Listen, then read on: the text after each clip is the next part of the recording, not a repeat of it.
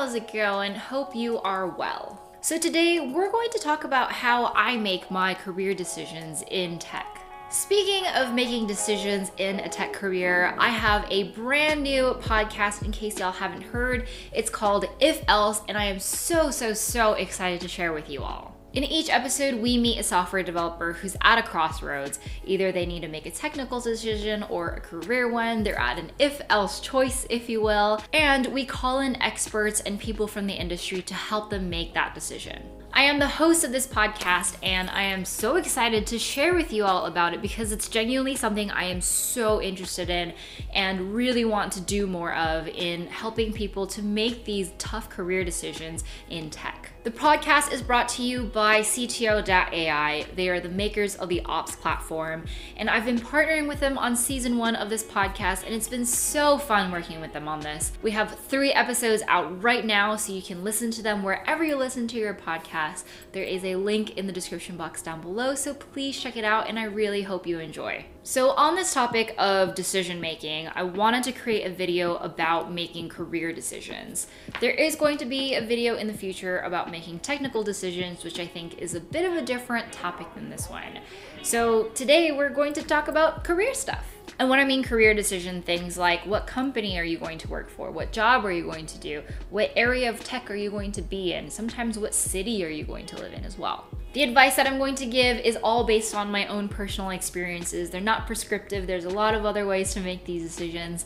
And if there's anything that I don't mention, I would love for you all to leave comments down below to let me know how you all make career decisions. I do know for a fact that there are lots of software engineers who watch my videos who can give a lot of their own insight and have gone through lots of different paths and journeys than I have, and I would love to hear from y'all. So make sure to let me know what you think about this topic too. So before we dive into the how, I kind of wanted to dive into the why of career decisions. And I think one of the foundational things that I learned on early in my career around career ladders and journeys and stuff is that it's not actually a ladder. I read somewhere once in my first year of working that instead of thinking about a ladder where there's only one way up and one way down, think about it in terms of like a jungle gym where there's lots of ways up and there's lots of ways down.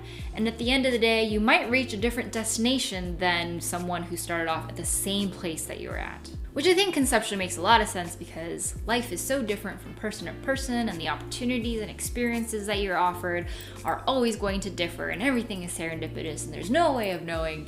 Everything is just ambiguous, and who knows what's gonna happen in the future and what has happened in the past. So if we're going on this career jungle gym sort of analogy, then you can imagine that the next step that you take from your first one is going to affect what opportunities you have after that as well. I've also heard this whole jungle gym analogy talked about in terms of doors, where you maybe have a set of doors in front of you and then you choose one, and then when you go through that door, there's another set of doors that are presented to you because you chose that one door. And that is just kind of all to talk about how whatever decision that you make is going to open new doors, and it's going to really set you off on a journey towards some direction in life and your career. Basically, this is a really complicated way of saying that there is no one path or one journey or right or wrong way to have a career in tech. It's just based on how you make decisions and how you want to lead your career. But I do want to really hone in on the fact that whatever decisions you make today will affect what decisions you make tomorrow, 5 years from now, and 10 years from now. No pressure, but I mean, like I said, there's no right or wrong way. So there's no incorrect answer, there's no correct answer. It's really just based on how life reveals itself to you. And I mean, I think it's also safe to say that a career is a really big important part of your life, especially if you're going to work full time. You're just gonna spend a lot of time working in your life. And a lot of people derive their sense of fulfillment and their sense of like self in their work, and that's totally fine. And also if you don't, that's also totally fine. But I think it's something career, along with so many other things that are worth giving this level of thought to for how you want to navigate it. The other important factor in all of this, which makes it kind of even more important to think about and be really intentional about, is the fact that the tech industry moves super, super quickly. Especially if you work in parts of the tech industry that are like product oriented, I feel like the industry reinvents itself every 2 to 5 years in terms of what technologies are commonly used, what companies exist out there, who are the people working on this stuff.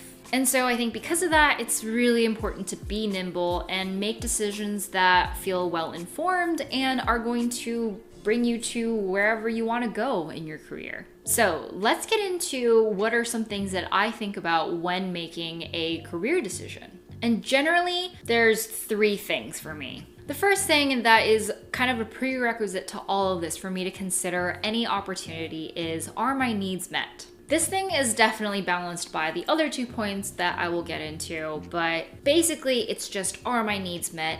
Am I getting paid enough? Do I have housing? Am I going to have health care? These are all really important things for me in order for me to do my best work in a tech career. And tech careers are really demanding, and I need a lot of these things in order to be myself and feel myself and do good work.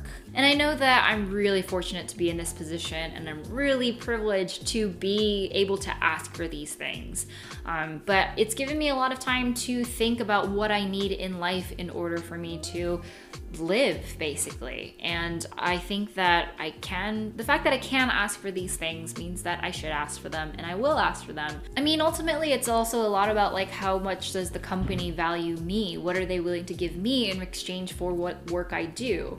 And that has to be fair in some way. And whatever dollar value, whatever else gets put on it, it has to feel mutual to me, because I need to want them as much as they want to need me, and there has to be some exchange of services and goods there for it to work out. So that's number 1, just, are my needs met? Like, do I have everything that I need in order to do good work? Number 2 is related to the whole doors and jungle gym analogy, which is, what opportunities does this open up for me? And this requires a lot of thinking on my part for what are some of the opportunities that I need to gain the skills that I want or experiences that I want for me to get to my next level. And depending on where I am in my career, sometimes I don't know where like the goal is per se. I don't exactly know what is the destination of where I want to get to in my career. But even if I don't know that answer, I know kind of what are some of the skills that I want to learn, what are the incremental steps that'll help me at least uncover what that goal is, or get me to, I don't know, be excited about my work, or what are some things that I'm just really curious about learning or wanting to know or build upon. And just to spell out like what I mean by opportunity, it's things like, am I going to have the chance to work on a project that'll help me learn X, Y, and Z skill?